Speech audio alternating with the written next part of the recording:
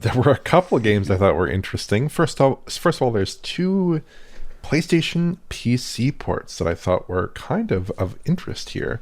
The first one is Final Fantasy VII Rebirth on PC. Now, of course, this is a game we thought was coming to PC, but there are a few little descriptors in this video. It's like a 30-second trailer, but they do list a couple little descriptors in there. One of the descriptors says improved lighting. The other one says improved textures and modeling. The other one says DLSS and VRR. So kind of going through those in order, I'm very, very curious to hear about what improved lighting means. Because some of the lighting issues we observed on PS5 are still here. Like that crazy aggressive shadow cascade for the highest res CSM there. You can see that same issue in the shots about 20 seconds in that shot, because you have the super high fidelity shadow that's very close to the camera and the super low fidelity shadow, low resolution shadow, closer to the characters, a little bit further afield. That's a concern. They appear very low resolution. To me, it looks very similar to PS5 in that respect. Improved GI might be a possibility. I'm not sure if I'm seeing a sign of that here. The background at about 10 seconds in still looks a little bit glowy to me. It's not clear what that could mean.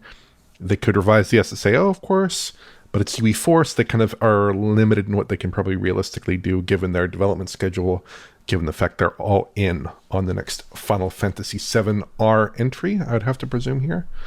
If they do improve the models, they talk about improving the models and textures, that's great. I'd say don't focus on the character models, which look amazing. Environmental art, please. There are some like kit bashed looking things in certain levels.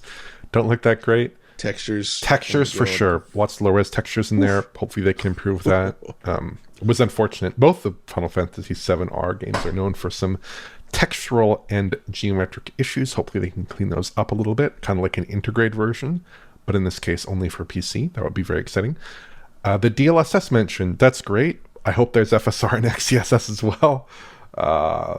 Because those technologies, and more. Yeah, those technologies are very, very important to gamers who are not playing on NVIDIA GPUs and who are playing on alternative platforms like the Steam Deck and ROG Ally that do not support it. And also, I'd hope if they do add FSR to PC, maybe they could consider going back to PS5 and giving FSR2 a shot there, because that might improve things actually on PS5 in terms of getting 60 FPS image quality. System. Yeah, to a good level. A PS5 Pro, of course, is fine. Yeah, like you said, the base system is of some concern there. I have some questions about Open World UE4 on PC, exactly how well that will go. It seems a little bit tenuous, but I'll give them the benefit of the doubt for now. Yeah, hopefully the last release was certainly known for its stuttering. Yeah. Let's be clear. Yeah. Mm-hmm. Yeah. I guess there'll be a DX11 fallback, though. Possibly, if it's still using Unreal Engine 4. I think the favourite thing I've got about this list of enhancements is VRR, because they would not have actually had to do any kind of engineering effort in that whatsoever. It's just there. It's like saying, different resolutions. We're going to have different resolutions. Actually, an options menu. Usually, it's got an options menu, things that are given. But this one, VRR, requires literally no effort. It's all done at the system level. Partial mouse support. Partial mouse support, yeah. Yes, choose a monitor. The weird things that sort of go. Well, that is actually a feature I would love in more games. I'm so tired of games starting up on the wrong monitor. They love to do it. So it does, as you go down the list, it does seem, by the end, they just sort of, they needed to fill out the space. They didn't have anything else to say. That's kind of the way it looks to me. I have another pet peeve, a bone to pick with this. They uploaded this trailer. It's a 30 FPS trailer for a PC game. Yeah. Right? Like, come on now. Yeah, okay.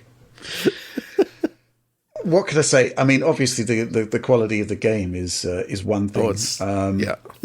But they've got it all to prove after the last remake they did, Final Fantasy VII remake, which was they never went back and fixed it on PC. That's the thing that really irks me. They made a sort of, well, what can I say, a bare bones effort to address some of the initial launch issues, but the crucial ones were never touched. That's outrageous. So hopefully they'll have learnt lessons from that, and this one will be a lot better. Who knows? I'm just going to approach this one with some level of trepidation, I think. Anyway, Oliver, the next one, The Last of Us Part 2 PC. It's coming March 25. Anything to glean from this trailer? No. I mean, it's the remastered iteration of the game. To be honest, no. But we've learned nothing new about the PC version whatsoever. It's just The Last of Us coming to PC. Yeah, I mean... Do you think it'll support VRR? God only knows at this point, Rich. I don't know. That's an open question. Well, they didn't delineate it. They didn't say. Unlike Final Fantasy. No, they did say that... I'm just quoting from their release here. The teams at Nixis and Iron Galaxy have been hard at work in concert with Naughty Dog to ensure The Last of Us Part 2 Remastered. It's a thrill for PC players from the jump. We'll be delving further into the PC-specific features and specs as we get closer to launch. So I would assume in this case, it's going to be similar, possibly, to The Last of Us Part 1 on PC. Mm-hmm. I hope it is a port that is in better shape initially than that game.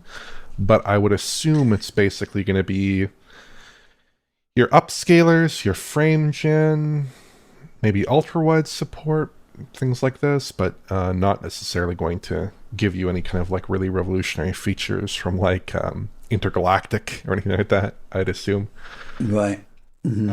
Yeah. I mean, the presence of Nixis in the credits list there is obviously a comfort to a certain extent, because the faith in Iron Galaxy after The Last of Us Part 1 PC debacle is rock bottom, I'd say, at this point.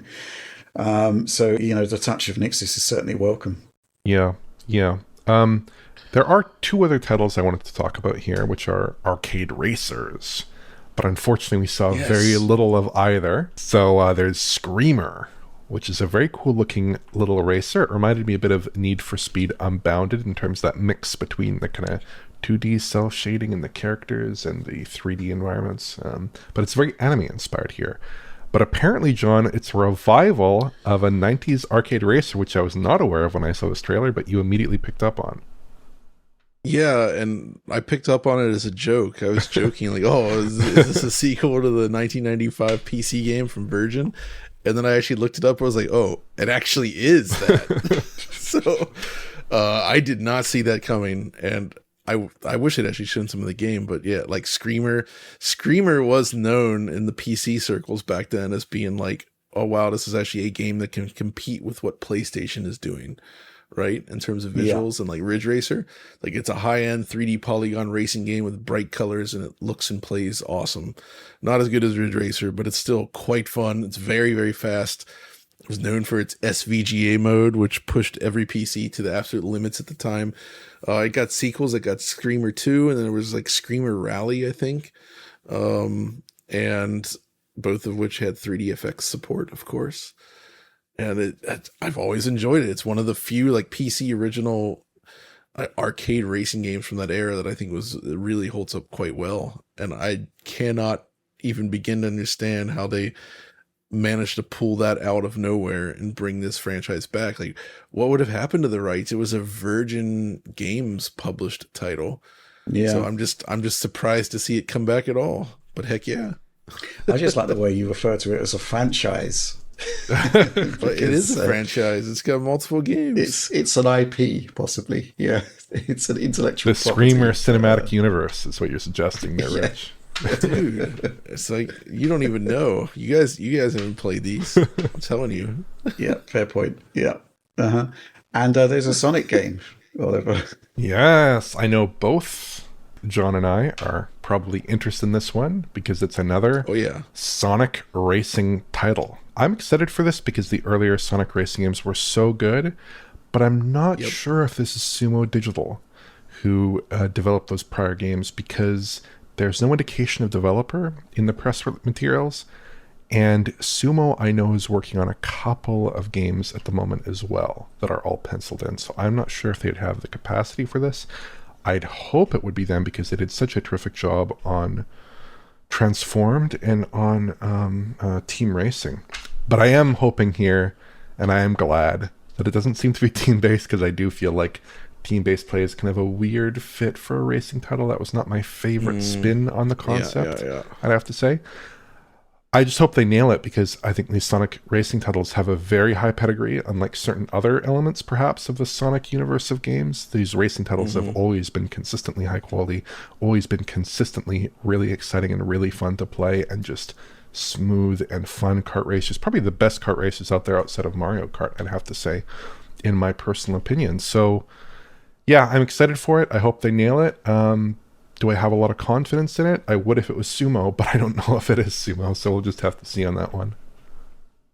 I notice at the end there's going to be Xbox One and PS4 versions. I guess it kind of makes sense since they're doing a Switch one, but that is an outlier even for Sonic games, I think. It is what it is, I guess. Yeah, if you are targeting Switch one, it makes more sense there as opposed to something like Elden Ring, which is just targeting an extremely vanishing share of 12-year-old consoles there. But 2025 shipping on an Xbox One, I don't think you need to do it realistically. but if they need to here, I'm not necessarily opposed to that, given that I think it probably will be one of these games that does scale pretty nicely. Especially if they're targeting the Switch as like a base platform, as Sumo did, as I recall, with Team Sonic Racing, where you get all the visual features basically of Team Sonic Racing on the Switch. If they're able to live up to anything like that pedigree here, I think it'll be a really good experience across many platforms, hopefully. But yeah, that's it. That's it for me here. I don't know if you guys have any more comments, but I'm catching that it might actually be Sega's Hardlight studio. Oh, okay. That did Sonic Dream Team, and they did the Apple Arcade version of Sonic Racing back in the day. They've done. I would say these guys have done some good work. Yeah. Okay. So Sonic Dream Team was like shockingly good as an Apple Arcade game. I did play that with a controller, and it's quite excellent. But Sumo Digital still the GOAT when it comes to this kind of stuff. So we'll see if they can actually match that.